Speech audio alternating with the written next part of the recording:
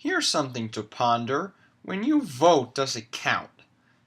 A huge argument that you normally would hear from people who either don't vote or don't like to vote is they say, does my vote really count? There's so much money in politics these days. It only matters who gives the money. You don't need to vote because votes don't really mean anything. It doesn't mean anything.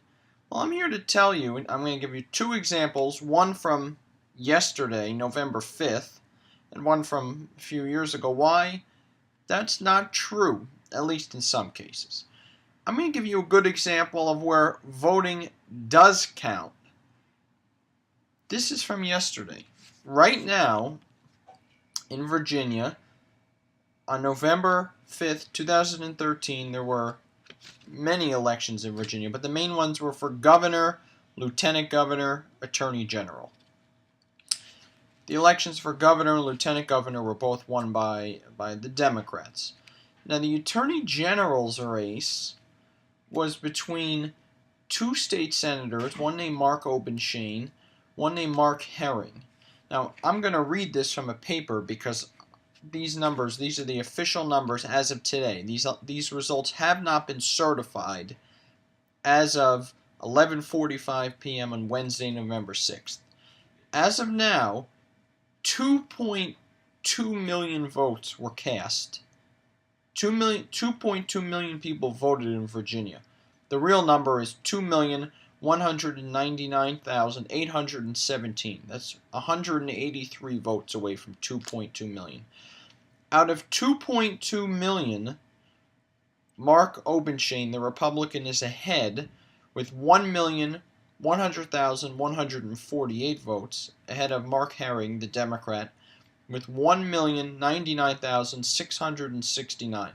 Now, if anybody can do quick math, the only thing that separates them, 479 votes. Let me repeat that. 2.2 million votes were cast, and they are only separated by 479 votes. Every vote does count. If someone decided they were lazy, or they didn't feel like going to vote, or they figured it wasn't going to matter.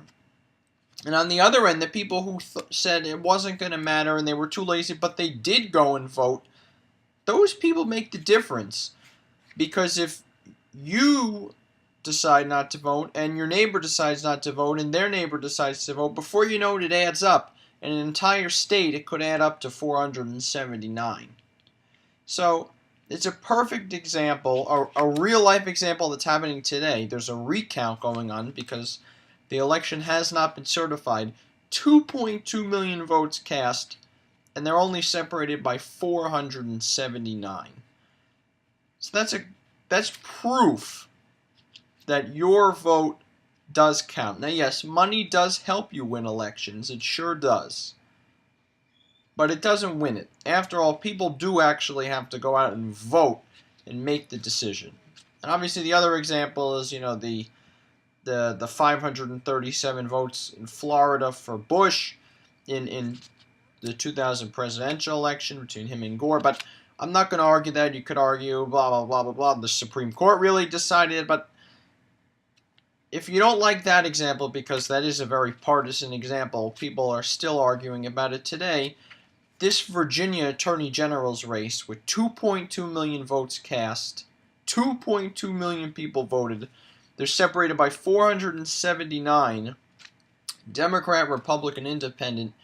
You have to admit that, in this case, your vote really did count. So, what I'll say to you is go out and vote, no matter what. Get your absentee ballot if you know that you're not going to be home that day, you're going to be busy that day, you're away at college that day, you're on vacation that day.